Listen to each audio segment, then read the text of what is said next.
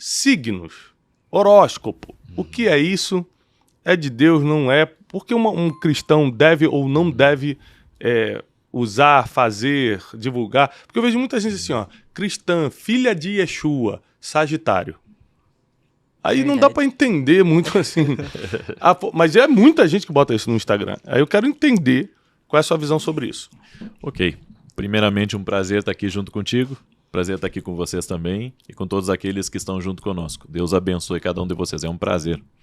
Bem, a Bíblia diz que por falta de conhecimento as pessoas perecem. Então eu acredito que muito do que as pessoas fazem é porque elas estão na ignorância. Falta para elas o conhecimento. Até porque algumas coisas não dá para cobrar das pessoas, porque a igreja também não ensina. Então a falta de ensino de coisas básicas faz com que as pessoas entrem por esse caminho. Caminho de engano. Caminho errado. Por quê?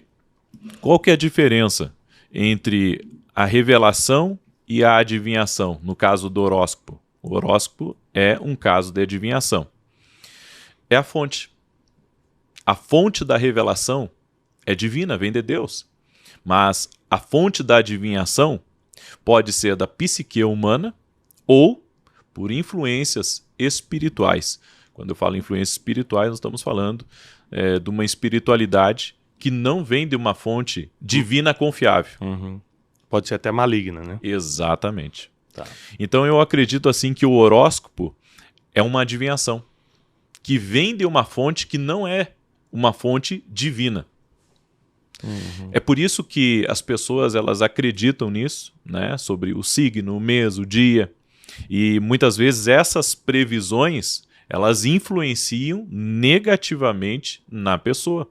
Porque tudo aquilo que tu exerce fé, exerce um tipo de influência sobre ti. Independente se você crê no Senhor Jesus ou se você crê em outras coisas, vai exercer uma influência negativa. Muito bom. É mais ou menos aquela pessoa que vê que o horóscopo do dia dela tá falando, hoje vai acontecer alguma coisa mal. Aí ela fica toda apreensiva, aí no final acaba acontecendo porque ela já tava... Abre a porta para o medo e abre a porta para a influência daquilo que ela creu. Porque aquilo que nós cremos pode ser uma influência boa ou uma influência ruim. Entende? Se abre a porta. Isso entra, inclusive, no versículo, assim como você pensa na sua alma, assim a gente pode também... Com certeza. Com certeza. E também tem aquele versículo de Jó que diz que aquilo que eu mais tinha medo me sobreveio. Exato. Ou seja, o seu medo acaba atraindo aquilo que você queria evitar. Então, é muito sério isso, porque às vezes algumas coisas, algumas previsões de adivinhação acontecem não porque espiritualmente estavam determinadas, mas porque o teu medo atraiu. Com certeza. Né? O seu medo atraiu. Então, assim, sobre signo, o cristão não deve acreditar, não deve ler, praticar, colocar no Instagram que é isso, que é aquilo. Eu acredito que a nossa previsão tem que ser sempre previsões de fé. Previsões da palavra de Deus, das promessas de Deus e até mesmo palavras proféticas. Porque palavras proféticas o que é? É você declarar e pela fé você crê. Não se trata de uma profecia nem de uma revelação. É uma palavra profética. Agora, você acreditar algo bom, até algo bom que veio de uma fonte negativa, você está abrindo a tua vida para aquilo espiritual que está se comunicando com você exercer uma certa influência na sua vida. Negativamente. De forma alguma vai ser positiva. Negativamente. Então, é nisso que eu acredito. Por isso que eu acredito que uma pessoa ela não tem que guiar a vida dela pelos signos, nem pelo horóscopo.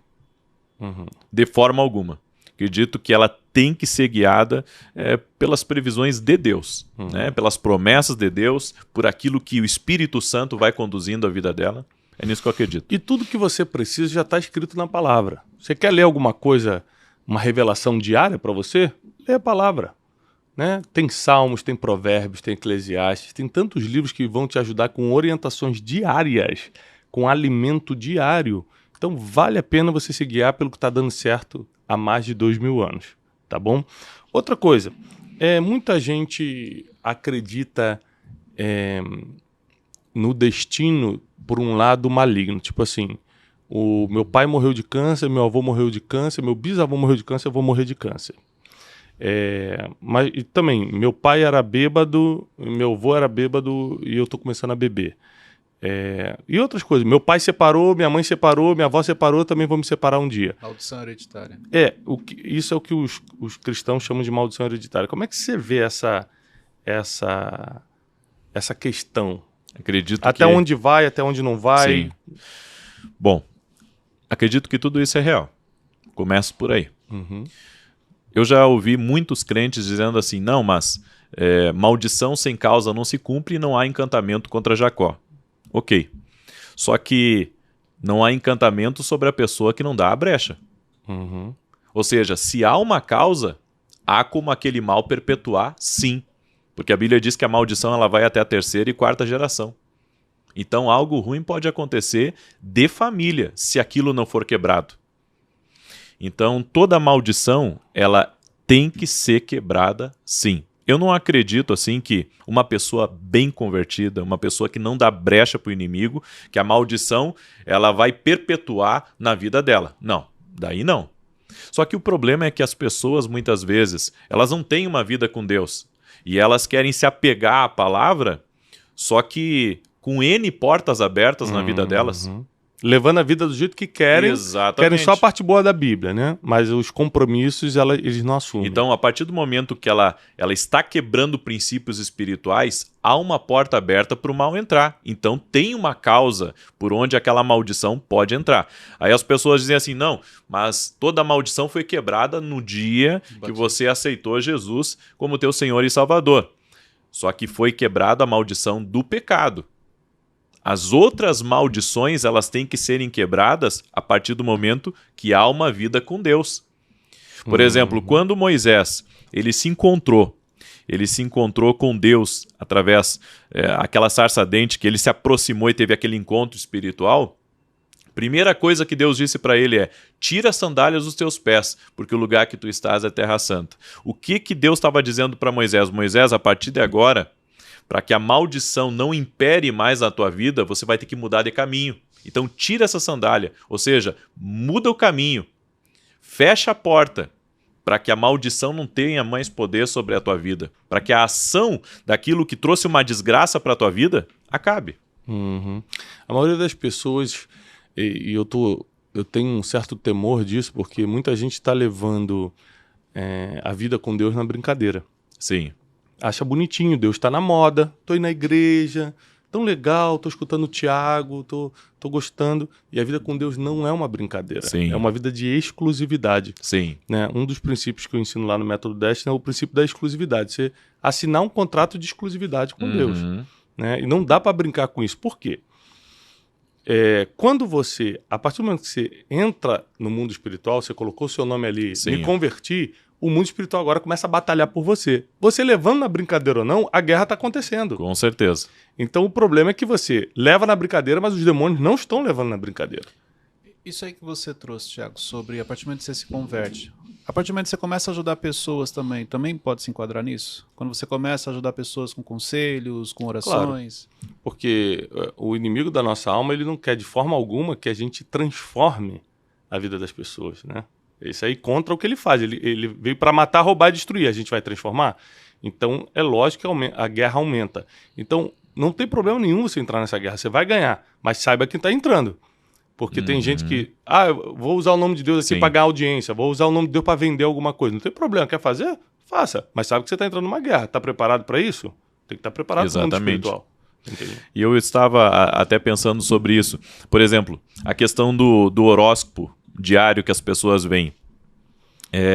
Por trás daquelas entrelinhas, daquela previsão, existe uma porta que se abre. Porque aquela previsão ali, independente dela ser uma previsão boa ou uma previsão ruim, tu tá abrindo porta para que aquilo que influencia no natural possa também agir contra a tua vida para te derrubar. Por que a Bíblia diz, né, o próprio salmista orou para que o Senhor guardasse a entrada e a saída dele? Porque no meio do nosso percurso do dia, há muitas armadilhas que nós nem imaginamos. Armadilhas espirituais que muitas vezes estão preparadas contra nós. Ou seja, eu não vejo, mas a armadilha pode estar ali. E a maneira de Deus me guardar é se eu andar pela palavra. Se eu estiver fora da palavra e não conduzir a minha vida pela oração, porque é a oração que vai mover os cenários. É a oração que vai indo na minha frente, preparando as coisas, né? Isso tem a ver com aquele versículo que os olhos são a janela do corpo? Também. Você tá vendo e você tá absorvendo? É que na verdade, assim, ó, a partir do momento que tu pega qualquer... Por exemplo, tu pega o livro do pastor Tiago Brunet, né? Esse livro tem conhecimento ali, mas tem uma identidade espiritual também. Então, você pode estar lendo um livro de conhecimento que tem uma identidade espiritual. E aquela identidade espiritual, de alguma maneira, vai se apegar a você.